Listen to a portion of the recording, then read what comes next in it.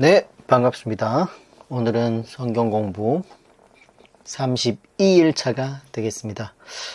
어제는 우리가 요엘서를 마쳤죠. 네, 어제 끝나는 마무리에 어디로 간다는 얘기를 안 해줘가지고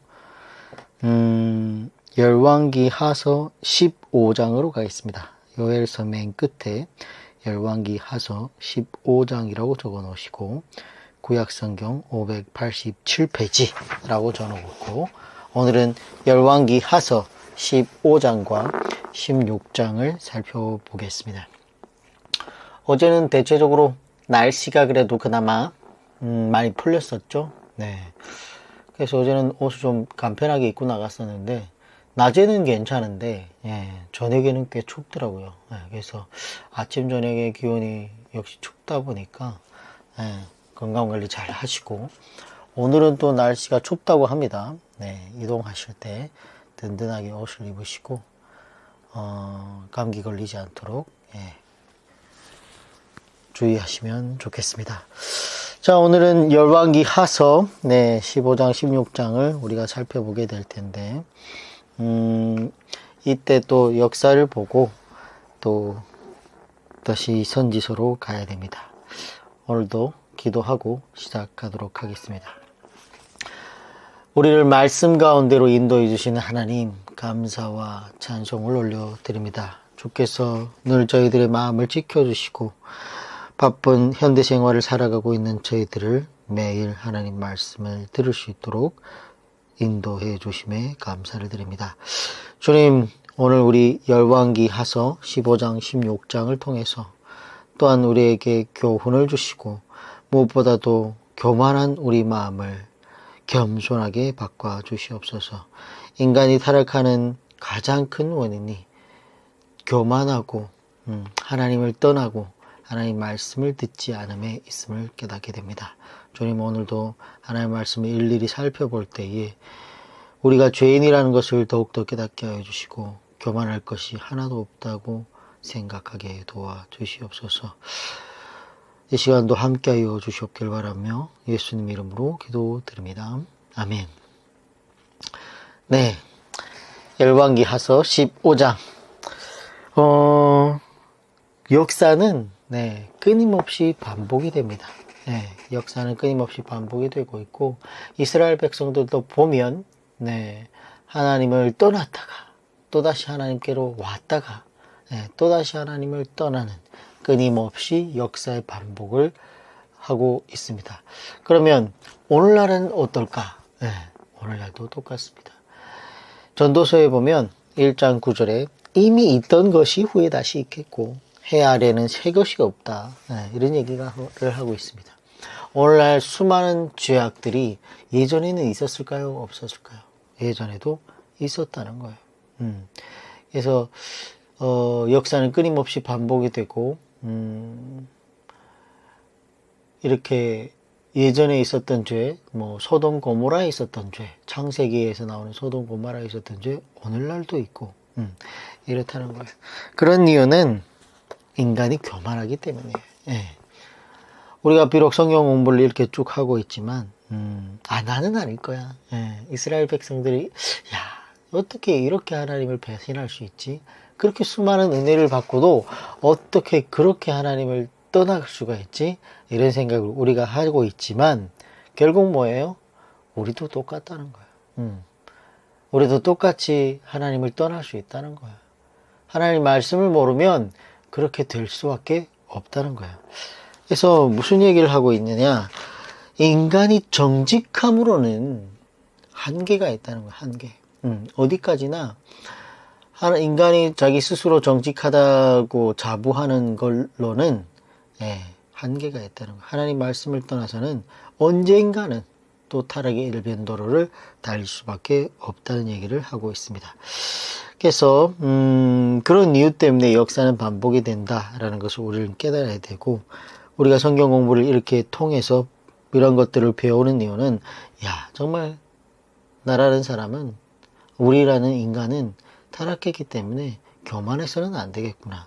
이런 것들을 마음판에 새기고 정말 초심을 잃지 말고 하나님께서 얘기했던 것처럼 우리가 여호와의 율법을, 하나님의 율법을 주야로 묵상하는 이유는 그래야만이 우리가 하나님을 떠나지 않을 수 있기 때문입니다. 그래서 이어서 우리가 역사서를 이렇게 살펴보게 될 것인데, 남왕국과 북이스라엘의 역사는 끊임없이 반복을 하고 있죠. 그럼에도 불구하고 남왕국의 역사는 뭐예요? 여전히 그 산당을 섬기고 있는 것이고, 북이스라엘의 그 타락상은 뭐예요? 여로보암의 죄, 여로보암의 길, 금송아지에서 떠나지 않았다. 그 우상을 섬기는 데서 떠나지 않았다는 얘기가 끊임없이 나오고 있습니다. 자, 그럼에도 불구하고 여기서 우리가 살펴볼 것은 뭐냐면, 북이스라엘은 그렇게 왕이 바뀌기도 하지만 뭐예요? 그렇게 왕이 바뀌기도 하지만 결국은 하나님께서 그 북이스라엘하고는 약속을 안 했기 때문에 구테타를 일으킨 사람이 왕이 된다고 했습니다.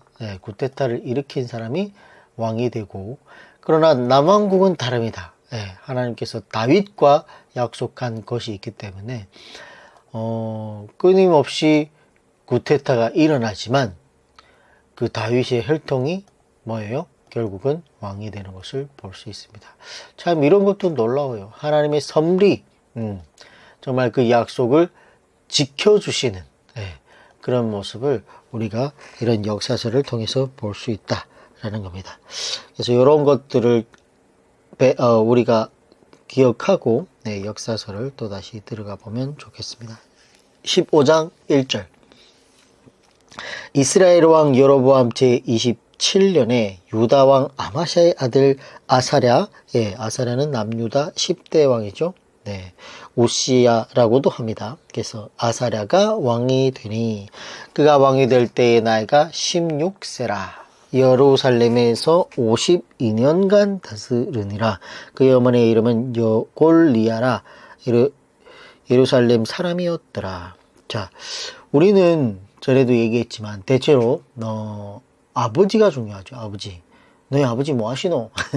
이런 거 물어보지 않습니까? 근데 이 유태인들은 엄마를 중요시한다는 거예요. 엄마를. 씨가 중요한 게 아니라 그 밭이 중요하다는 거예요. 엄마의 영향이 자녀들에게 끼친다, 끼치지 않는다? 끼친다는 거예요. 그래서 악한 왕 보면은 보통 다 이방 여인, 이런 그 이방 여인을 통해서 왕이 됐다는 거, 자식이 낳았다는 거예요. 왕들이 남유다나 북이스라엘 왕들이. 그래서 그런 것들을 볼 수 있습니다. 3절. 아사랴의 그의 아버지 아마샤의 모든 행위대로 여호와 보시기에 정직히 행하였으나. 아마샤와 아사랴 이들 부자는 처음에는 뭐예요? 그래도 그나마 정직했다는 거예요. 근데 아까도 얘기했지만 인간의 정직함으로는 어떻게 한계가 있다는 거예요. 한계가. 정말 이 남유다의 왕들의 평가는 뭐예요? 다윗과 같이 안 했다. 그러면 끝이에요. 하나님은 왕을 평가하는 기준이 다윗 같이 안 했다. 이렇게 평가를 하는데 15장 4절. 오직 산당은 제거하지 아니하였으므로 백성이 여전히 그 산당에서 제사를 드리며 분향하였고. 이 산당을 누가 만들었어요? 솔로몬이 지었잖아요. 첩을 1000명이나 두다 보니까 그 여성들의 그 민계에 넘어가가지고 여성들이 뭐예요? 끊임없이 요구를 하고, 날 사랑한다면서 이것도 안 해줘? 막 이런 식으로 얘기 안 했겠습니까? 그러다 보니까 우리가 그 고민이 되어 번뇌가 됐다는 거예요. 번뇌가. 그러다가 결국 어떻게 넘어갔다는 거죠. 그래서 산당은 여전히 제거하지 않았는데 그 산당을 솔로몬의 그 시대에 정말 종교 혼합주의로 만든 만국의 종교 혼합주의가 되어버리는 그런 죄가 그때 일어났는데 그 산당을 제거하지 못했다는 거예요.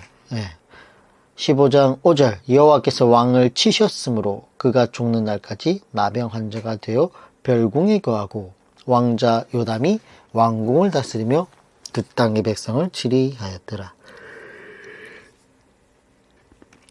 여기에 보면 하나님께서 왕을 쳤다는 거예요. 네. 근데 그래가지고 그가 나병 환자가 되어 별궁에 거했다는 얘기가 이렇게 나오는데, 이 아사랴를 왜 치셨는지에 대한 이유가 열왕기 하서에는 나와 있지 않습니다. 그러나 역대하 26장을 보면 우시아가 이 본문 3절처럼 처음에는 정직히 행했지만 나중에는 초심을 잃고 성전의 분양을 하려고 교만해져 가지고 그런 모습이 나옵니다. 그러니까 대제사장이 원래 분양을 해야 되는데 몰골을 해가지고 왕이 할 수 없는 일을 왕이 행했다는 거예요. 그래서 요 15장 5절 끝에 역대하 26장으로 간다라고 적어놓고 구약성경 691페이지라고 적어놓겠습니다. 그리고 역대하서를 여기서 잠깐 살펴보도록 하겠습니다. 구약성경 691페이지 역대하서 26장 4절에 보면 우시아가 그의 아버지 아마샤의 모든 행위대로 여호와 보시기에 정직하게 행하며 처음엔 정직하게 행했어요. 그런데 8절에 보면 암몬 사람들이 우시아에게 조공을 바치매 우시아가 매우 강성하여 이름이 애굽 변방까지 퍼졌더라. 우시아가 점점 강해졌다는 거죠. 그래서 주변 나라들이 우시아에게 조공을 바칠 정도로 강대해졌다는 거예요. 그러다 보니까 15절을 볼게요. 또 예루살렘에서 재주 있는 사람들에게 무기를 고안하게 하여 망대와 성곽 위에 두어 화살과 큰 돌을 쏘고 던지게 하였으니 그의 이름이 멀리 퍼짐은 기이한 도심을 얻어 강성하여 짐이었더라. 결국 어때요? 강성해졌다라고 얘기하고 있습니다. 그래서 이름이 멀리 알려졌다는 거예요. 소문이 났다는 거예요. 야, 우시아 왕은 정말 대단하다. 그런 얘기가 나왔다는 거예요. 그래서 너무 소문이 나고 이러다 보니까 어떻게 고개가 뻣뻣해지고 야, 내 잘났지. 나 역시 정말 대단한 사람이야. 이러면서 뭐예요? 교만해졌다는 거예요. 중요한 건 여기에 기이한 도심을 얻어. 성경에 하나님의 도심으로 이런 얘기가 많이 나오지 않습니까? 근데 여기는 왜 기이한 도심으로 얻어 이렇게 얘기했을까요? 기이한 도심을 얻어가지고 강성해졌다는 거예요. 그럼 하나님이 도왔다는 거예요? 안 도왔다는 거예요? 하나님이 도운 게 아닐 수도 있다는 겁니다. 그러면 이렇게 강성해지는데 하나님이 도와주지 않았지만 강성해질 수 있다 없다? 있다는 거예요. 그래서 오늘날도 돈을 많이 벌었는데 물질적으로 많이 복을 받았다고 생각을 하지만 그게 하나님이 주신 복이 아닐 수도 있다 없다? 있다는 거예요. 그래서 그런 기이한 도심을 받아서 부자가 됐다. 타락하기 딱 좋다. 그런 얘기입니다. 16절 그가 강성하여짐에 그의 마음이 교만하여 악을 행하여 그의 하나님 여호와께 범죄하되 곧 여호와의 성전에 들어가서 향단에 분향하려 한지라. 그러니까 교만하여 지니까 월권을 하는 거예요. 월권. 자기가 해서는 안 되는 일, 자기 주제에서는 할 수 없는 일을 뭐예요? 아니, 내가 낸데, 내가 이만하면 대단한 사람 아닌가. 소문이 막 나고, 그러니까 뭐예요? 월권을 한다는 거예요. 그래서 참, 주제를 잘 파악해야 되는데, 자기 주제가 어떤 주제인지를 알아야 되는데, 주제 파악을 못하고 월권을 하게 되면 결국 벌을 받게 되는 거죠. 17절, 제사장 아사랴가, 여호와의 용맹한 제사장 80명을 데리고 그의 뒤를 따라 들어가 바로 얘기합니다. 우시아 왕 곁에 서서 그에게 이르되 우시아여 이름을 부르죠. 원래는 왕이요 이렇게 얘기를 해야 되는데 이름을 안 부르고 뭐예요? 우시아여 하면서 여호와께 분향하는 일을 왕이 할 바가 아니요 오직 분향하기 위하여 구별함을 받은 아론의 자손 제사장들이 할 바니 성소에서 나가소서 왕이 지금 범죄하였나이다. 하나님 여호와께서 영광을 얻지 못하리라. 결국 뭐예요? 월권을 하니까 쫓겨나는 거예요. 제 주제를 파악 못하고 날뛰니까 뭐예요? 하나님께 매를 맞게 되는 겁니다. 그래서 이게도 이 제사장 아사랴가 굉장히 목숨을 걸고 어떻게 해요? 하나님의 뜻대로 들어가가지고 오시아 왕을 책망하는 그런 장면을 볼 수 있습니다. 19절 오시아가 손으로 향로를 잡고 분향하려 하다가 화를 내니 그가 제사장이 화를 낼 때에 여호와의 정한 향단 곁 제사장들 앞에서 그의 이마에 나병이 생긴지라. 자, 그래서 여기에서 하나님께서 왜 오시아 왕을 쳤는지 이유가 나오죠. 네. 월권을 해서 분향을 하려고 하고 있었는데 제사장 아사랴가 들어가가지고 뭐예요? 왕이 지금 잘못했어요. 이렇게 책망하니까 뭐 어떻게 해야 돼요? 이럴 때는 네. 다윗 왕을 보면 나오지 않습니까? 나단이 들어가서 당신이 그 사람이나이다. 네. 당신이 마땅히 죽어야 되는 사람입니다. 하고 책망하니까 다윗은 뭐예요? 회개를 했어요. 마음은 돌이켰어요. 근데 이 아사랴는 정신이 나가가지고 뭐예요? 화를 냈다는 거예요. 오히려. 네. 그래가지고 손을 딱 들어가지고 향로를 잡고 분향을 하고 있는데 뭐예요? 화를 내니까 자기를 책망하는 제사장에게 화를 내니까 하나님께서 그 제사장들 앞에서 그의 이마에 나병을 탁 이렇게 치셨습니다. 그러니까 보통 이 나병 환자들은 성전에 있으면 돼요? 안 돼요? 안 돼요. 그래서 20장에 대제사장 아사랴와 모든 제사장이 왕의 이마에 나병이 생겼음을 보고 성전에서 급히 쫓아내고 여호와께서 치셨으므로 왕도 속히 나가니라. 그러니까 그때야 깨닫고 어떻게 아이고 내가 하나님께 매를 맞았구나 하면서 급히 성전에서 나가는 그런 장면을 볼 수 있죠. 21절 우시야 왕이 죽는 날까지 나병 환자가 되었고 나병 환자가 되매 여호와의 전에서 끊어져 별궁에 살았으므로 그의 아들 요담이 왕궁을 관리하며 백성을 다스렸더라. 자, 그래서 결국 이렇게 여호와의 치심으로 이 아사랴 왕이 우시야가 결국 죽을 때까지 별궁에 가면서 살게 됩니다. 정말 교만의 뭐예요? 결과가 이렇게 평생 나병 환자로 살아갈 수밖에 없는 이런 비참한 말년을 맞이하게 된 거죠. 하나님께서 우리에게 일평생 말씀을 가까이 하라고 이르신 이유는 우리의 마음이 교만해지지 않기 위해서예요. 우리가 말씀을 보지 않으면 우리도 어느 정도 나이가 되면 한계와 분수를 넘어설 수 있다는 것을 늘 명심해야 됩니다. 하나님의 말씀을 통해서 우리의 마음을 늘 겸손하게 가꿔야 된다는 거예요. 그래야 하나님이 떠나지 않을 수 있고 끝까지 하나님을 복된 주의 백성들이 될 수 있다는 거예요. 안 그러고 교만하다가는 우시야 왕처럼 된다 안 된다? 될 수 있다는 겁니다. 자, 15장 8절 보겠습니다. 유다의 왕 아사랴의 제38년에 여로보암의 아들 스가랴가 북이스라엘 14번째 왕이죠. 북14라고 적어놓습니다. 사마리아에서 6달 동안 이스라엘을 다스리며 6개월 동안 다스렸다는 거죠.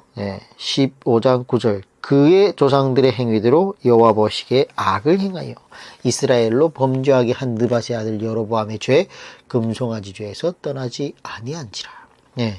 북이스라엘은 한결같아요. 뭐 기록의 기록을 갱신하는 끊임없이 하나님의 보시기에 악을 행하는 그런 것들이 나오죠. 정말 참 어쩔 수 없는 그러니까 어떻게 되겠습니까? 15장 10절에 야벳의 아들 살룸이 그를 반역하여 백성 앞에서 쳐 죽이고 대신하여 왕이 되니라.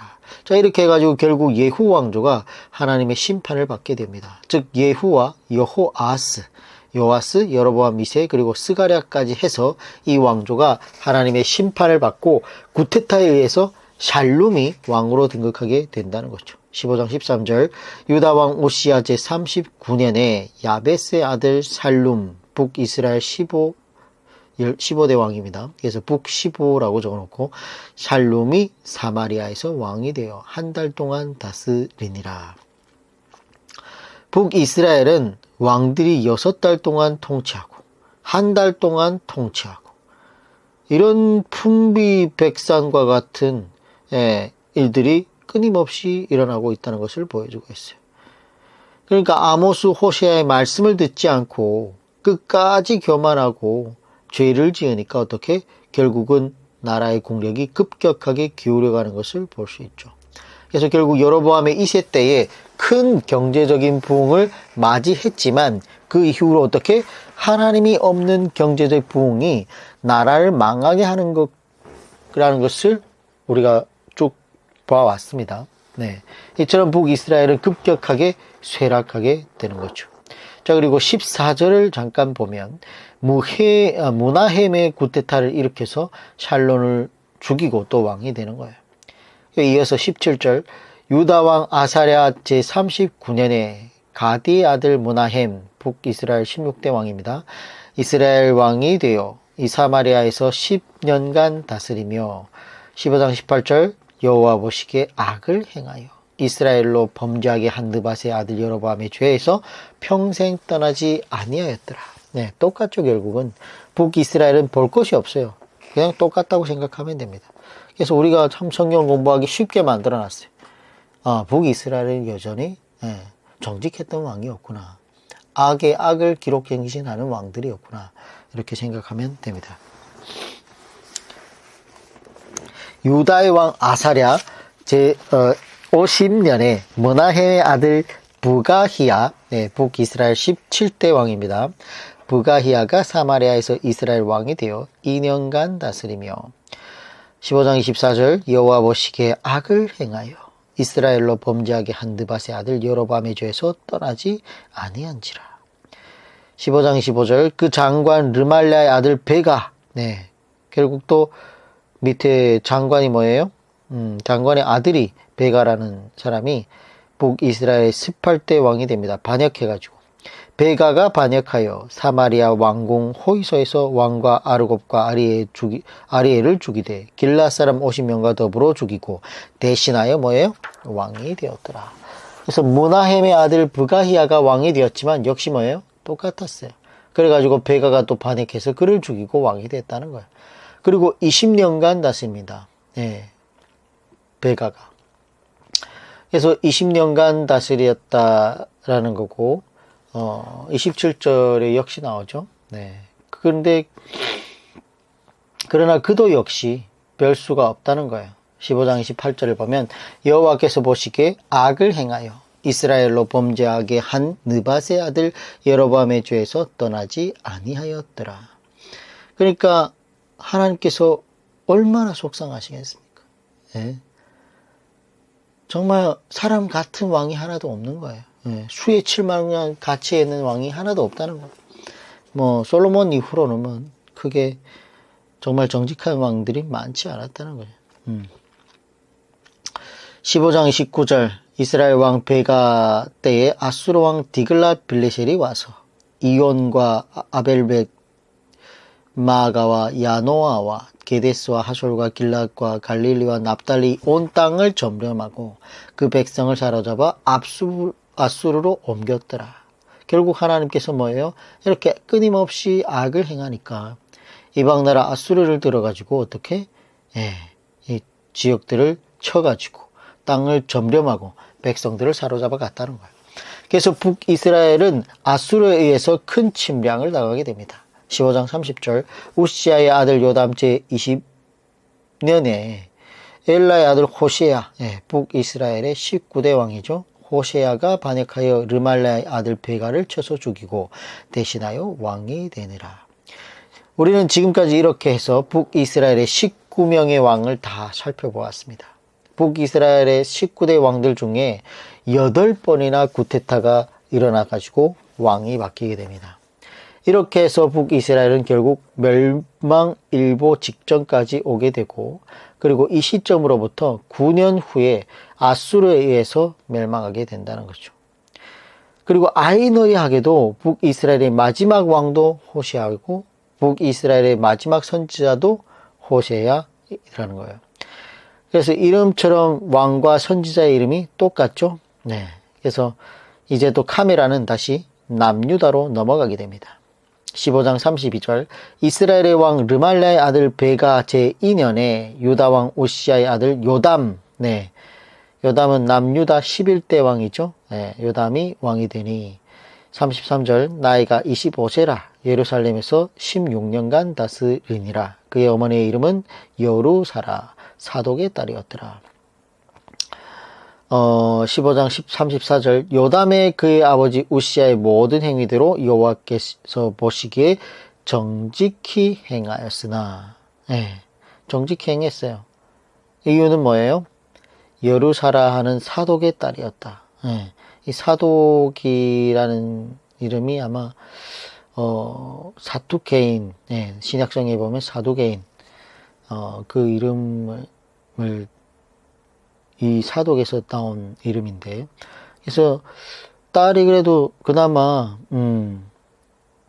사두개인들이 율법을 지켰던 것처럼 하나님의 율법을 가까이 하는 사람이었다는 거예요. 그래서 딸이 하나님의 율법을 가까이 하다 보니까 어떻게 아들이 그나마 정직했다는 거예요. 그래서 우시아의 모든 행위대로 하나님이 보시기에 뭐예요? 요담이 그래도 정직했다는 거예요. 근데 35절에 보면 오직 산당을 제거하지 아니하였으므로 백성이 뭐예요? 여전히 그 산당에서 제사를 드리며 분향하였더라. 요담이 여호와의 성전의 윗문을 건축하니라. 네, 산당을 제거하지 아니하였으므로. 그래서 산당이 남유다의 역사를 이렇게 어렵게 만들었다는 겁니다. 그 산당을 누가 지었어요? 솔로몬이 지었어요. 그래서 북이스라엘은 여로보암의 죄, 여로보암이 만들어 놓았던 그 금송아지가 끊임없이 나아가고 있고, 산당을 제거하지 아니했으므로 남유다는 끊임없이 그 죄를 떠나지 않는다는 거예요. 그래서 이 우리 선조들이 만들어 놓은 이 전통, 네, 오늘날 우리 교회에도 있다 없다? 네, 있다는 거예요. 근데 만약에 성경하고 맞지 않는 전통이라면 빨리 없애야 되는데 없애기 쉽다 어렵다? 쉽지 않다는 겁니다.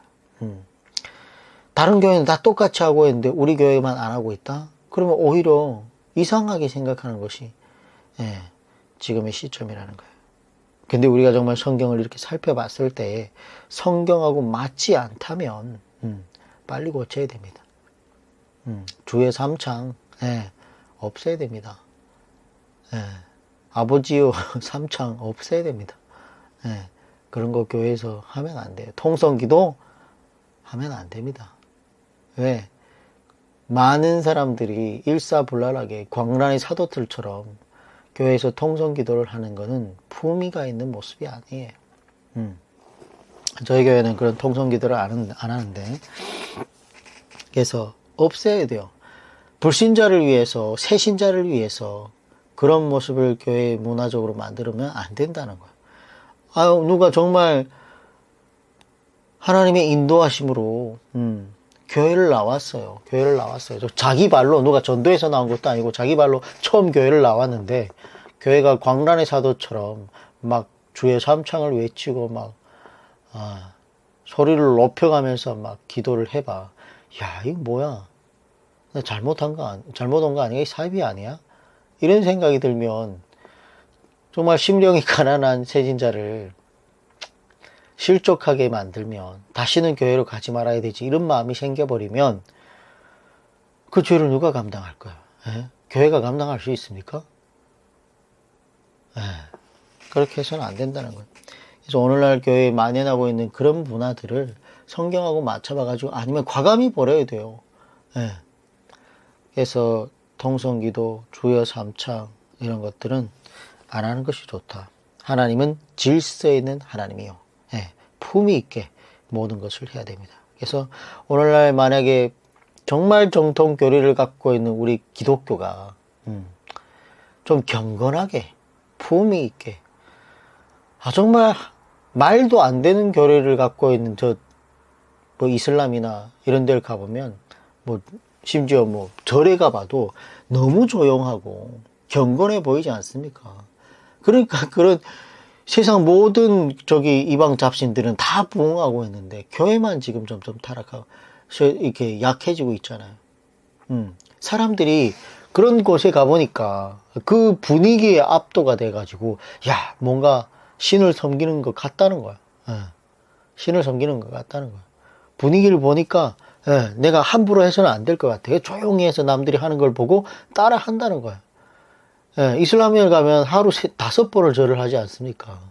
예. 참, 우리 하나님,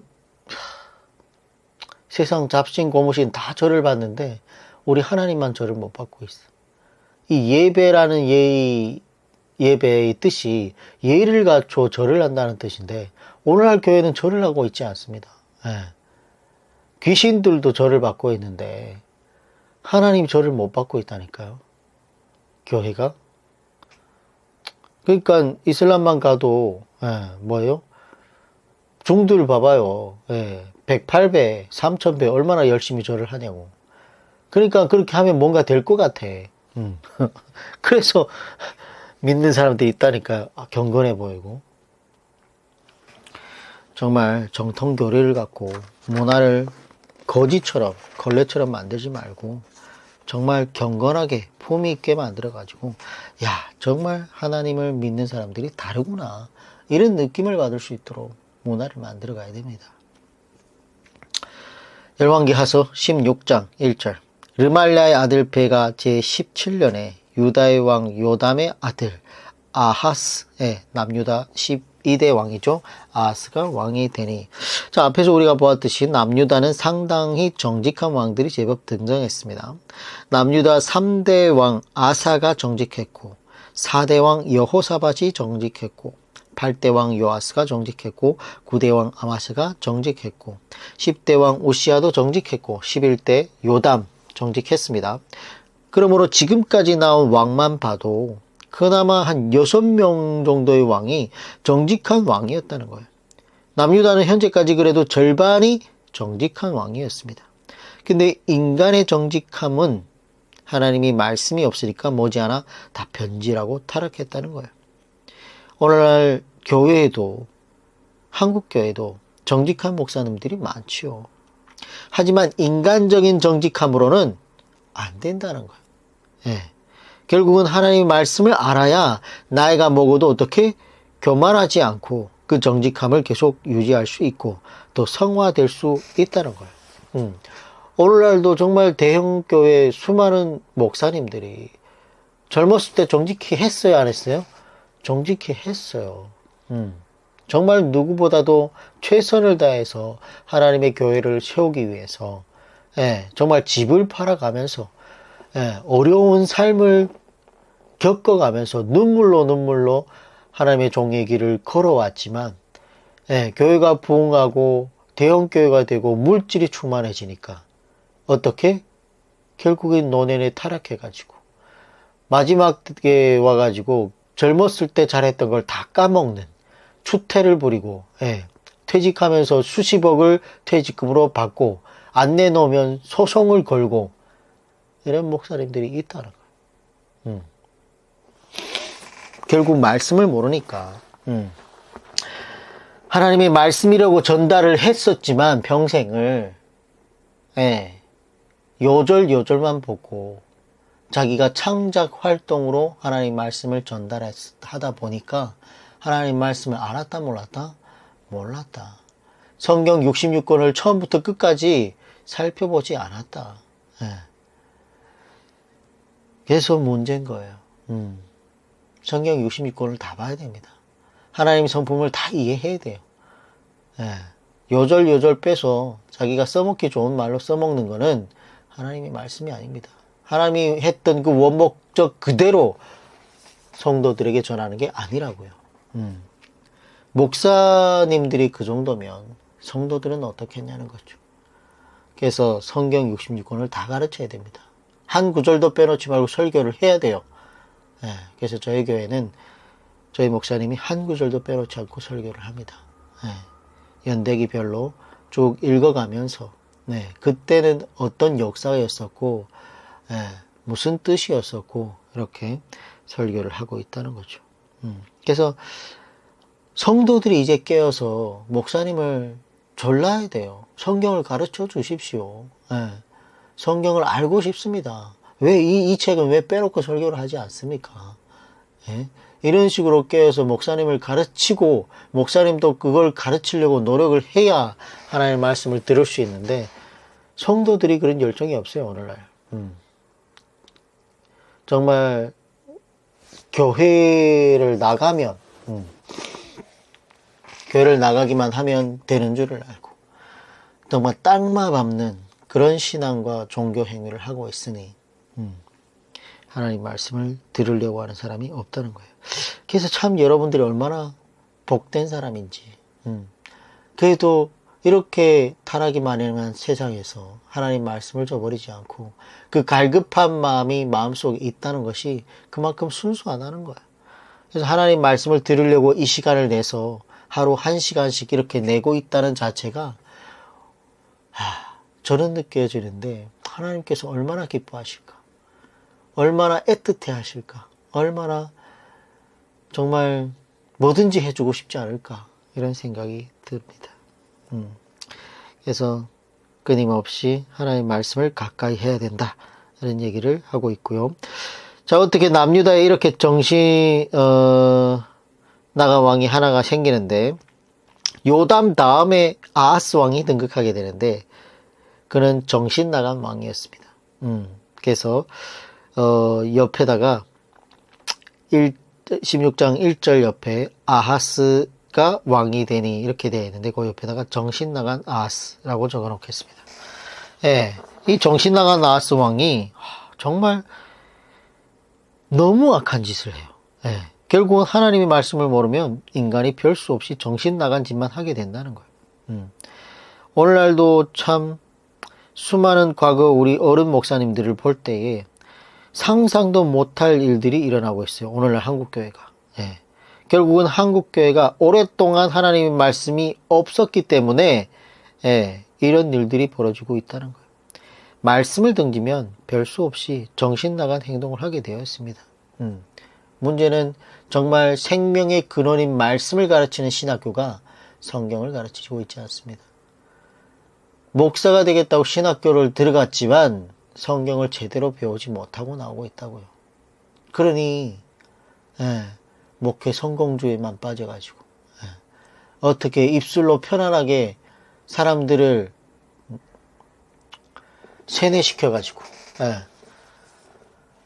하나님의 종이 아니라 정말 백성들이 듣든지 듣지 않든지 하나님 말씀이 이러이러하다라고 전하는 것이 아니라 뭘 듣기 좋아하는지. 우리가 엘리사 때 보지 않았습니까? 입술에 뭐 좀 물려주면 뭐예요? 입술에 좀 뭐 먹을 거 물려주면은 평강평강 축복 한다는 거예요. 우리가 뭐 저기 아모스서나 보지 않았습니까? 호세아서 이런 거 보지 않았습니까? 나중에 미가서에서도 나올 텐데 그런 얘기입니다. 거짓 선지자들이 너무 많다는 거예요, 오늘날. 그래서 한국교회가 오랫동안 말씀이 없었어요. 부인할 수 있는 게 없어요. 말씀을 안 가르치니까.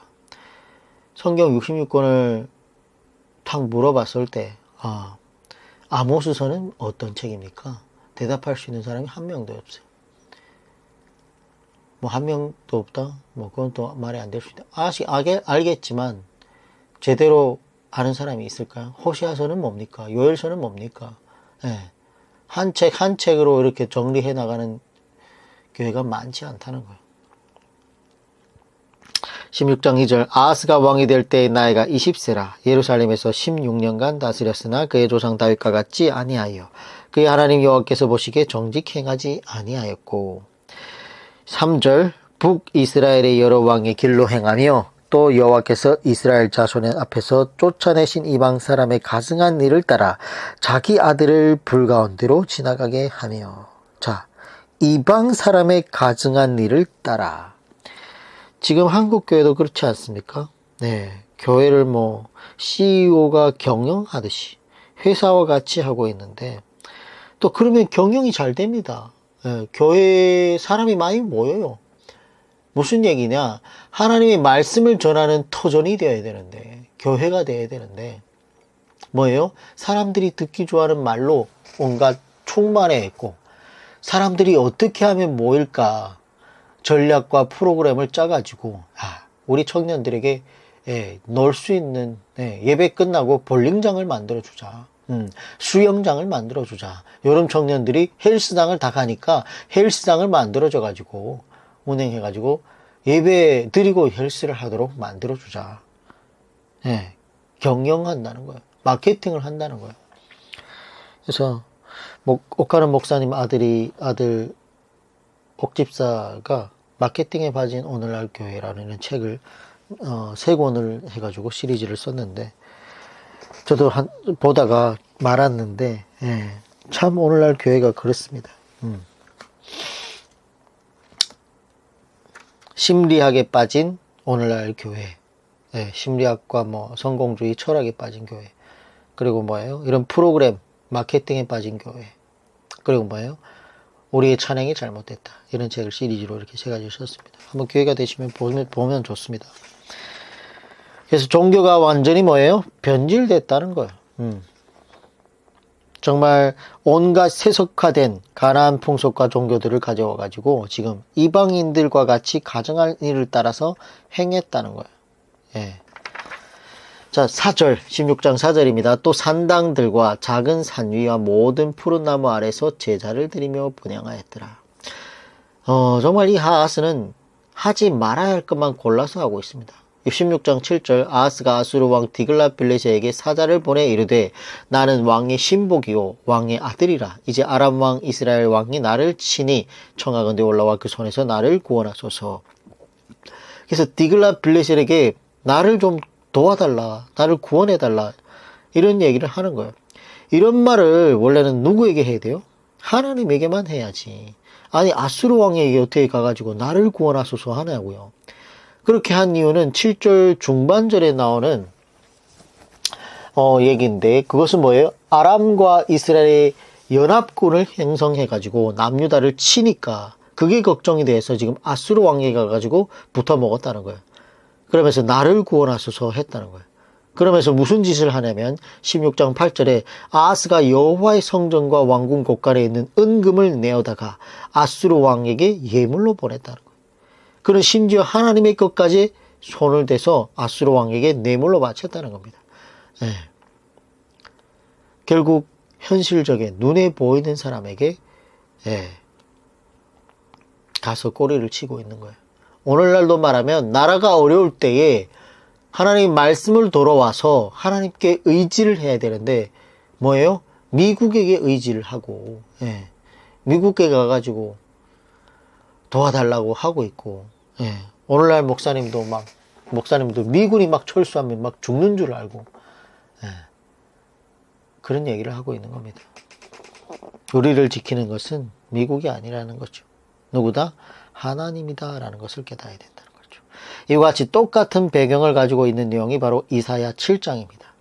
여기를 보면 이때에 아하스가 사시나무 떨듯이 떨었다는 거예요. 연합군이 쳐들어왔을 때에 아하스가 사시나무 떨듯이 떨었다는 얘기가 이사야 7장에 나옵니다. 하나님께서 왜 아람을 보내신 것인가?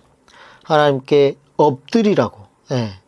그래서 하나님은 피난처이십니다. 하나님은 나의 힘이십니다. 라는 이런 고백이 나오면 정말로 좋겠다 생각해가지고 하나님께서 때리셨는데, 이 정신 나간 아하스가 하나님께 무릎 꿇을 생각은 안 하고 오히려 이방 나라 아수르 왕에게 가가지고 당신이 나의 피난처이십니다. 당신이 나의 힘이 되십니다. 라고 하면서 거기에 가가지고 무릎을 꿇고 고개를 숙였다는 거예요. 그래서 아수르 왕이 아하스의 이 뇌물을 받고 아람을 쳐줍니다. 그때 아람의 수도가 바로 다메섹이죠. 그래서 16장 9절, 아수르 왕이 그 청을 듣고 곧 올라와서 다메섹을 쳐서 점령하여 그 백성을 사로잡아 기르로 옮기고 또 르신을 죽였더라. 이때에 아람과 연합군을 형성했던 북이스라엘도 큰 피해를 당하게 된 거죠. 그래서 그때의 아하스가 한 말이 뭐냐면 16장 10절에 보면 아하스 왕이 아수르 왕 디글랏빌레셋을 만나러 다메섹에 갔다가 거기 있는 제단을 보고 아하스 왕이 그 제단의 모든 구조와 제도의 양식을 그려 제사장 우리아에게 보냈더니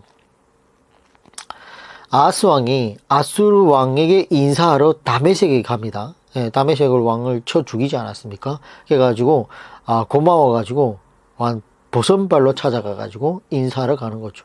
근데 그곳에 가서 다메섹에 탁 가서 외국 나라에 이렇게 탐방을 갔더니 거기 그 제단을 딱 보고 감동을 해버린 거예요. 야, 이 다메섹 제단이 너무 대단하다. 어떻게 이렇게 만들 수 있지? 감동을 해버린 거예요. 그래서 이 다메섹 제단을 방금 아수르에 점령당한 망한 나라 제단이 아닙니까? 우리가 어떤 신의 제단을 뺏겨 오려고 하면 그래도 이긴 나라 신을 벗겨와야지. 그 신을 섬기다 망한 나라 제단을 벗겨오면 어떻게 됩니까? 근데 이 아하스는 정신이 나가가지고 망한 나라에 가가지고 봤더니 그 망한 나라 제단이 너무 보기 좋고 감동받고 현대적이고 뭐예요? 무슨 표현이 있던데. 인테리어가 너무 잘 돼 있어가지고 감동받은 거예요. 그 망한 나라의 제단의 구조를 벗겨가지고 제도와 양식을 다 그려서 대제사장 우리아에게 보냈다는 겁니다. 이처럼 이 아하스는 망한 나라의 종교를 지금 수입해오는 이 멍청한 행동을 지금 하고 있습니다. 아니, 수입해오려면 정말 차라리 아람을 이긴 아수르 종교를 수입해야 되지 않겠습니까? 근데 그 반대라는 거예요. 그러니까 얼마나 멍청하냐고요. 생각이, 지혜와 총명이 없다는 거예요. 16장 11절 아하스 왕이 다메섹에서 돌아오기 전에 제사장 우리아가 아하스 왕이 다메섹에서 보낸 대로 모두 행하여 제사장 우리아가 제단을 만든지라. 야, 왕이 이렇게 정신 나간 행동을 하면 종교 지도자라도, 아니 왕이요, 어떻게 유다의 왕이 돼가지고 다메섹에 제단을 수입해 올 수 있습니까? 지금 제정신입니까? 이런 책망을 해야 하는데 이 대제사장이 뭐예요? 왕이 오기 전에 칭찬을 받으려고 알아서 하나를 가르쳐주면 10개를 알아가지고 좋은데 그래야 되는데 이런 미련한데 그렇게 행동했다는 겁니다. 모두 이행했다지 않습니까? 12절 왕이 다메섹에서 돌아와 제단을 보고 제단 앞에 나가 그 위에 제사를 드리되, 아마도 그 제단에서 하나님께 제사를 드렸다는 겁니다. 이렇게 다윗 왕가가 적극적으로 여호와의 신앙을 지금 변절시키는 모습을 볼 수 있습니다. 12절에서 우리가 계속 보면 성전에 원래 있었던 솔로몬이 만들었던 번제단을 뭐예요? 옆으로 밀어내버리고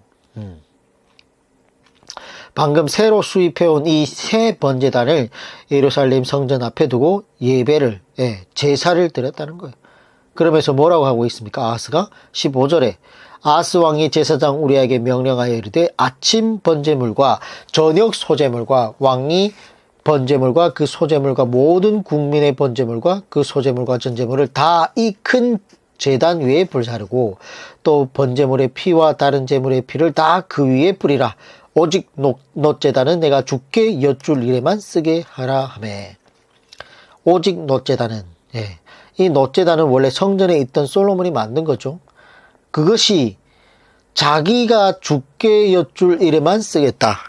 수입해온 이 번제단은 백성들이 번제를 드리게 하고, 원래 있던 이 번제단은 뭐예요? 자기 개인용으로 쓰겠다는 거예요, 지금. 그러면서 내가 주께 여쭐 일에만 쓰겠다라고 하는 것을 보면 아직도 뭐예요?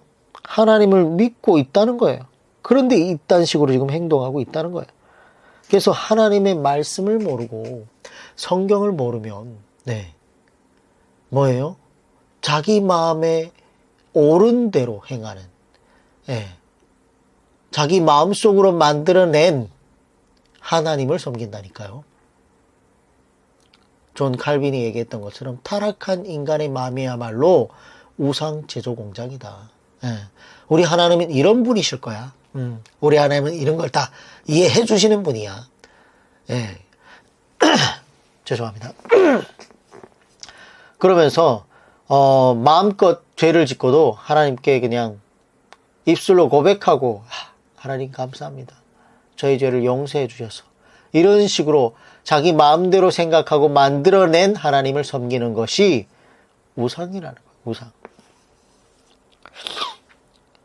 여기 똑같죠? 예. 아하스가 그런 겁니다. 신앙생활을 하고 있다고는 하고 있지만, 하나님을 믿고 있다고 하지만 신앙생활을 율법대로 성경대로 하지 않고 자기 마음대로 지금 하고 있는 거예요. 어쩌면 오늘날 한국교회처럼 똑같지 않느냐는 거죠. 한국교회가 그만큼 지금 타락해 있습니다. 예. 혼합주의가 되어버렸어요. 어떻게 개혁주의에 있던 목사님들이 카톨릭과 연합하자고 할 수 있냐는 거죠. 결국은 우리도 모르는 사이에 이렇게 변질되고 혼합되었기 때문에 그런 소리를 하는 겁니다. 예. 정말 참 오늘날 어떤 목사님들이 TV에 나와가지고 카톨릭은 우리의 큰 집입니다 이러면서, 예, 원래는 우리가 하나였습니다 이런 얘기를 하면서 다시 연합해야 됩니다 이런 얘기를 하는데, 카톨릭은 우리 큰 집이 아닙니다. 예, 아예 딴 집이에요. 딴 집. 나중에 카톨릭에 대한 얘기도 기회가 되면 하도록 하겠습니다. 자, 성경을 공부하지 않고 교리만 공부하고 그러다 보면 교회 역사만 공부해도 이런 소리를 못할 텐데, 역사나 이런 걸 공부를 하지 않으니까, 예, 온갖 긍정, 평강, 축복 이런 얘기만 하다 보니까, 예, 교회는 혼합주의가 되어버린 겁니다. 이것은 하나님을 믿지 않는 행동보다 더 추악한 행동입니다. 16장 17절, 아하스 왕이 물두멍 받침의 여파를 떼내고 물두멍을 그 자리에서 옮기고 또 놋바다를 놋소 위에서 내려다가 돌판 위에 그것을 두며, 이제는 아예 솔로몬의 성전의 구조까지 바꿔버렸죠. 네. 지금 잘 나가는 교회들의 강단을 보면 저것이 과연 강단인가 싶기도 합니다. 거의 뭐 공연장처럼 돼버려 있어요. 무대화되어 있고 조명이 어마어마하게 되어 있어요. 예배 시작하는 장면을 보면 정말 락 공연을 하듯이 일렉기타가 막 울려 퍼지고, 방방 뛰고, 예. 하나님 말씀에 감동되어 가지고 눈물을 흘리는 것이 아니라 그 분위기에 취해 가지고, 그리고 나서 하나님을 만났대. 예. 하나님의 은혜를 받았대. 하나님은 은혜를 주지도 않았는데, 예. 자기 마음대로 그런 분위기에 취해서. 이런 것들이 다 이방 종교에서 들어온 문화입니다. 아하스는 성전을 변질시킨 대표적인 인물이죠. 우리는 전통교회에 없었던 것이 들어온다고 하는 것을 자세히 살펴봐야 됩니다. 한번 올라온 것은 빼내기가 힘듭니다. 예.